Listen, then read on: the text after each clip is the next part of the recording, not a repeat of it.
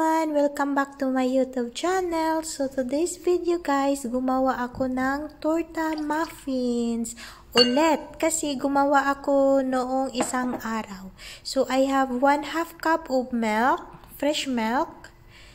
And then 1/2 cup of olive oil. Pwede din kayong gumamit ng cooking oil. Pwede din kayong gumamit ng butter. Depende sa inyo. Akin naman is gumamit ako ng olive oil. And then, for egg yolk,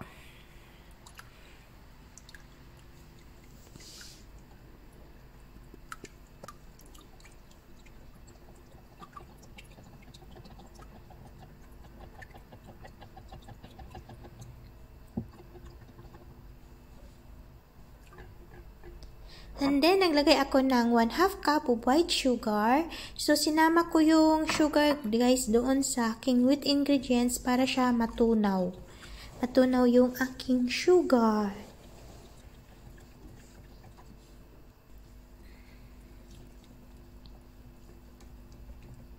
And then, isit aside muna natin. Gawin natin yung ating dry ingredients.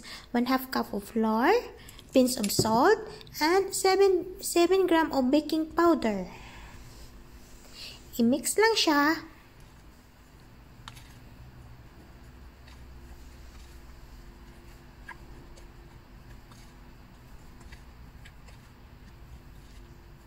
And then, maglagay tayo doon sa wheat ingredients ng pakunti-kunti para as in ma-mix talaga siya.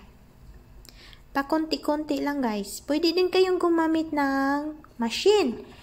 Pero ako, hindi ako gumamit para iwas maraming hugasan. Kasi ako lang naman din ang naghuhugas. So, diba? So, para iwas maraming hugasan,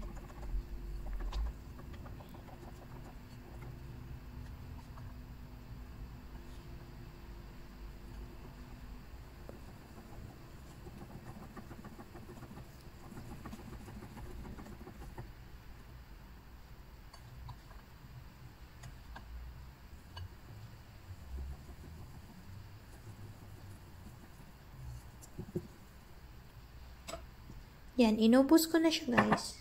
O diba, tingnan nyo yung ano guys, yung aking, and then naglagay ako ng 2 to 3 drops of vanilla essence.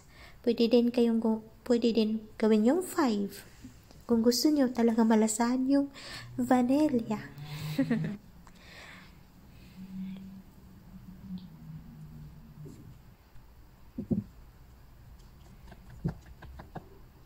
No, diba ang ganda? And then, makagawa ako niyan guys ng 9 muffins. Pwede din siyang gawing 12. Pero, mas pinili ko siya kasi medyo malaki-laki kasi siya guys. So, perfect talaga 1 muffins for breakfast. So, okay na, di ka na makapag-add. Kasi busog na eh. And then, i-bake lang siya ng mga 20 to 25 minutes and then 170 degree.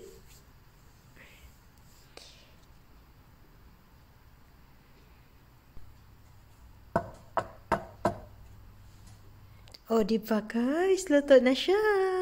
Palamigin lang natin. Pero mas kakain ako niyan guys the next day kasi mas masarap siya pagkabukas na. O, diba? Ang sarap. Thank you so much for watching. Bye-bye!